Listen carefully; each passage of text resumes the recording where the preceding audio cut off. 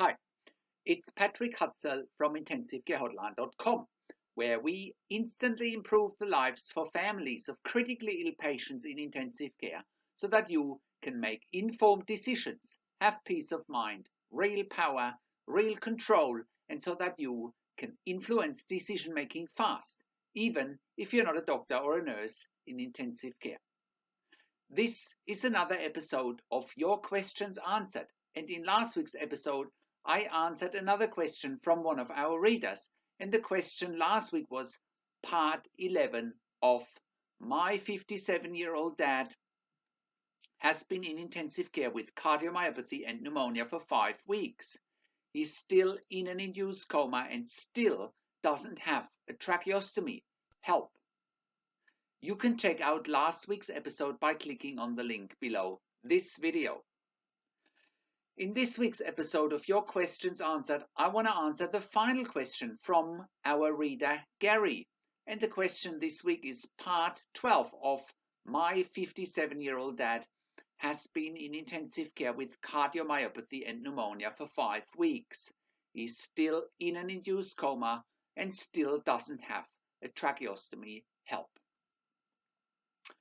This series of questions from Gary are excerpts from numerous one-on-one phone and email counseling and consulting sessions with me over a 2-month period. Other parts of this series of questions you can access again below this video by clicking on the relevant links to all of those other questions that Gary asked.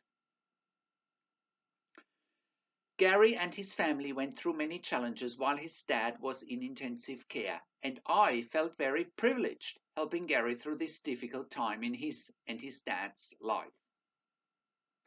If you have followed this series of questions, you would have seen that by now Gary's dad's situation was getting more and more desperate as the ICU was really letting them down from the start.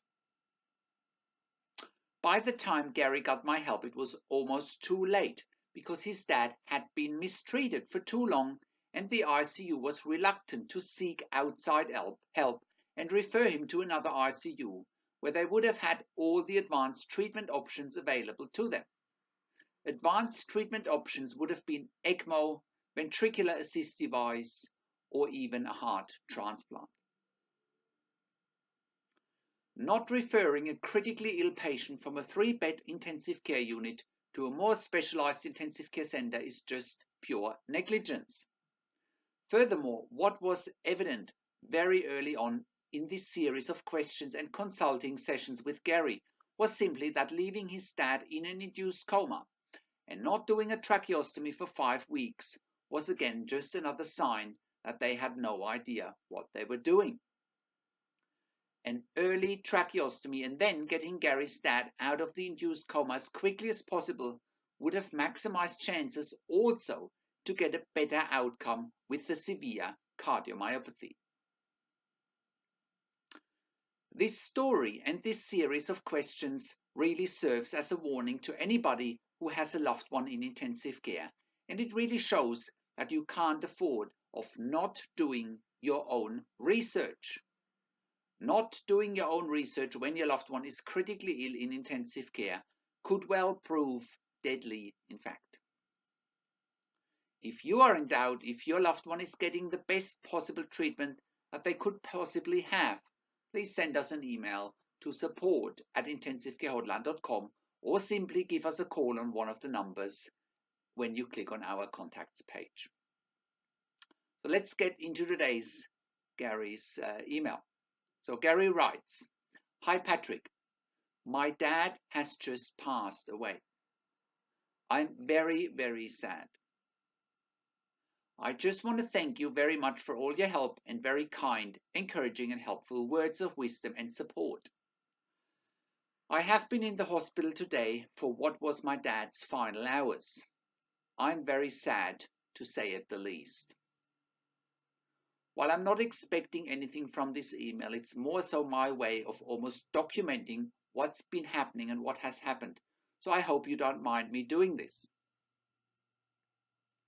His heart rate in the end was 81 beats per minute and his blood pressure was as low as 50/25. His ventilator was set to 40% oxygen, and I actually wasn't sure if he was triggering it by himself or not, but he was only taking about 17 breaths per minute. He was on 5 of morphine, 5 of midazolam, and 4 of noradrenaline. He didn't look jaundiced anymore, which is good, I guess. It was a matter of time when I arrived this morning. Thanks again for everything, and I'll be in touch. From Gary. So here's my response to Gary. Hi Gary, I'm very sad to hear that your dad has passed away. My thoughts are with you.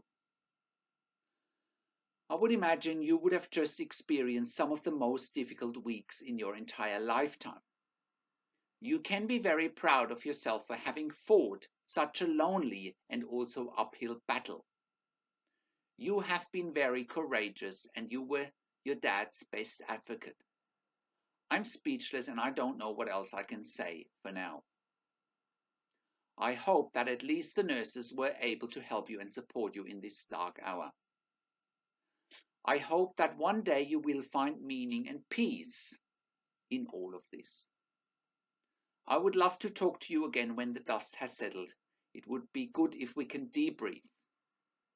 For now, I wish you all and your family all the strength, determination, and courage to get through this. And if there's anything I can help you with this, please let me know. So that was the final episode of Gary's questions. Gary and I have been speaking for quite some time since his dad has passed away, and we're still in contact. It was a very sad story, but nevertheless, so it ended here.